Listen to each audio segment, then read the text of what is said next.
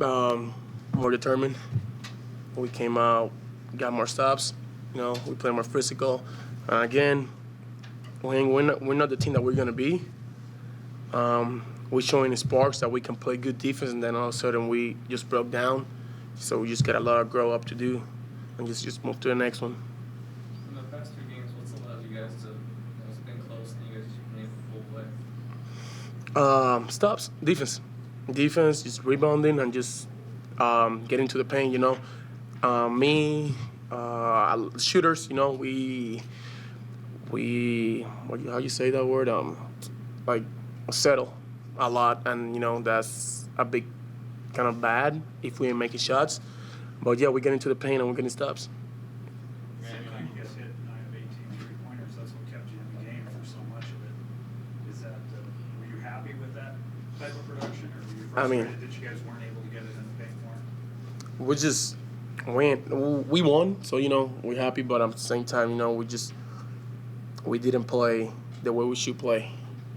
It's good that we hit 9 threes, but we didn't play the way that we should play, so we're not satisfied with what we did today in the court.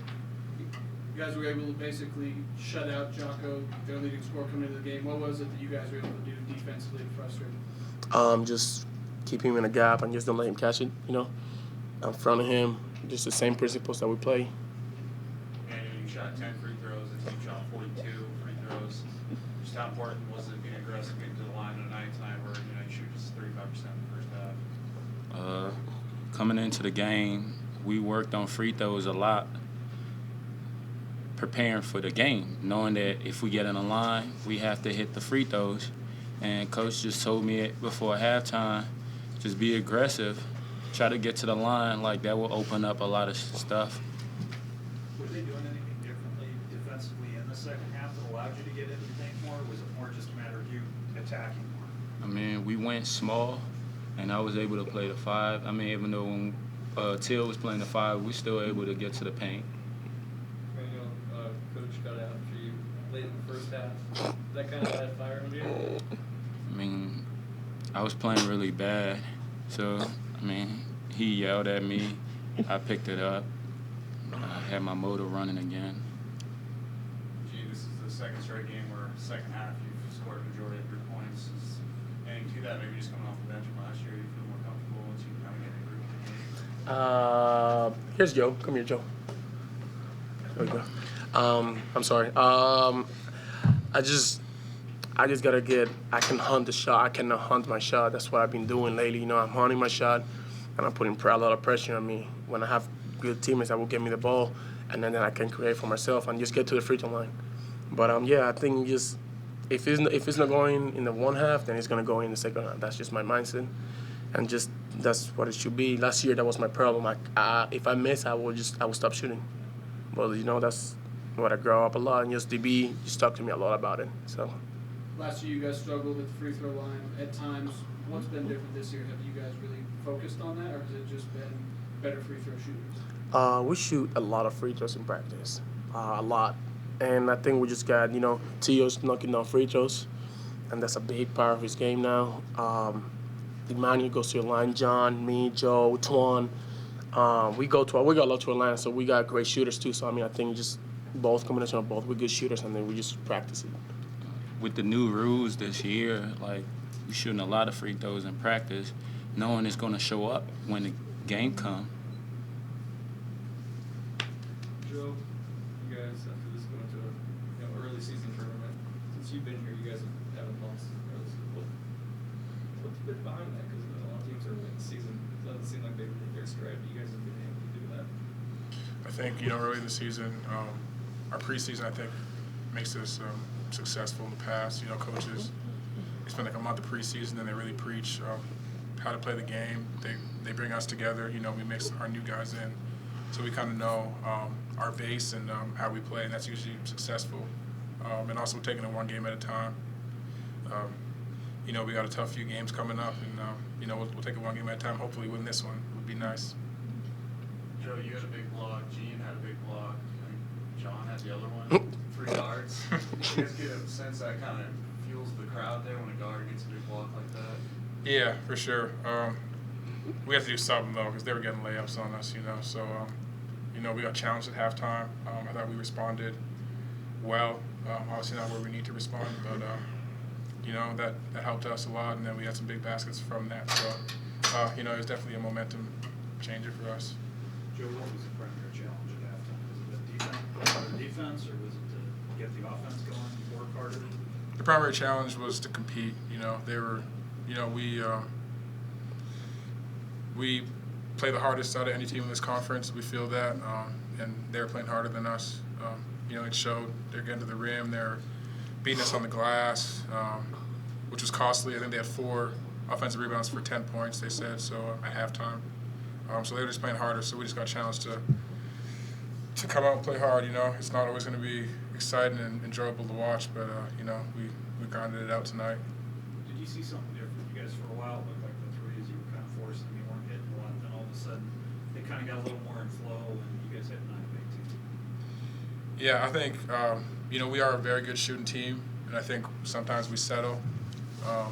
And our highest three-point percentages are when we get paint touches, and play off each other. Sometimes I think I think we can all shoot when we're out, like we have a lineup that everyone can shoot the 3.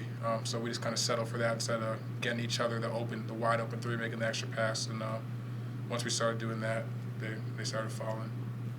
Did the three-pointer save you guys tonight, in a way?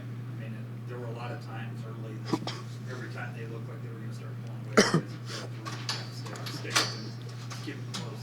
Yeah, it definitely helped us, but I think what saved us is our stops. We had some big time stops, some key points in the game, and we just came together. We're always a team together. That's what we always say. But we really fought through some adversity. We're down at home. It's kind of embarrassing to a team we feel. They're obviously very talented, very well coached, but we felt we should have played better. So just that, I think, coming out and playing harder. How does it feel to get the first one home? Feels great. Gotta keep doing it though. Same thing on Sunday. Looking for you guys, he's hit a lot of key threes his first couple games. Yeah, he really has. I think we would have. I'm not sure we would have won either game without him coming in, and that was a big question mark. Can he transfer shots that don't really mean anything when you're down 30 at Grambling to shots that are very meaningful? And he's done that. He's just so far behind, and he's a victim of the places he's been and some injuries and tough things he's been through. But we really need him to defend, to really have an impact. But Antoine's been. I'm not sure we would have won, like I said, the last 2 games. He's been great. What was your message at halftime for you guys? Well, I told our guys that to play at this level, you have to play hard, and it's you do not, as a coach, say you don't think your team played very hard unless you have a 6-year contract with every penny guaranteed. You're just not supposed to say that because that makes you look like you're not a very good coach. But our team did not play hard. And 95% of coaching is getting your team to play hard. And we just did not play hard. It was disappointing. We tried to bring guys in. We're trying to give guys chances. And you saw it. You saw it. We were just out-competed. In the first half, we made a change with Antoine, with John, and I thought we showed some character in winning the game. But I go back to, Kelly, what I've told all you guys from the beginning, is that every person is in a new role. And even Gian hasn't been in at the end of a game, really. It knows to, just dribble it out and run the clock out. And Joe is in a completely new role as our leader. Teal, every person is learning a new role, and I think we're fortunate to be 2-0 as we do that, because we're going to have our bumps in the road. But it starts with competing and playing hard. Now, Prentice Nixon is a great example of a guy that belongs at this level. I mean, his motor runs. He had 5 rebounds in 8 minutes. He's not allowed to go to the offensive rebound or offensive boards. He has as many rebounds as Gene Clavel did in 38. So that's the guy, if you notice when he comes in, his motor runs. He may make mistakes, but he just plays through them. So by that I mean motor runs, he plays hard. And we'll get it. And I don't want to make it sound like, I mean, we've got the best guys in the world, the nicest guys I've ever had ever. But we have to learn to, you know, practice harder, and we'll transfer it into the game. 76% from the line. With the new rules this year, have you guys focused more on free throw shooting, knowing that you're going to probably have more opportunities than before? Yeah, we have. We've done it from day one. Absolutely. And we thought we've worked on our press, and that was very impressive, wasn't it, the way we broke the press? We worked on that from day one because we thought teams would extend the defense to try to slow the clock down. So we've had a little change of, concept because of it. And I thought Emmanuel was terrific. I mean, 9 out of 10. So that was a big part of it, making free throws down the stretch. But don't take anything away from. And you got to Loyola played without their best player. So you talk about these new rules.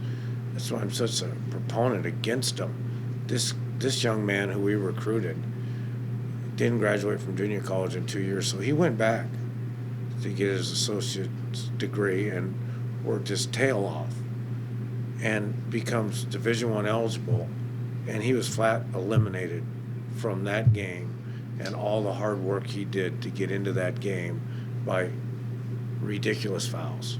They were just ridiculous. He didn't deserve it. I told him that after the game.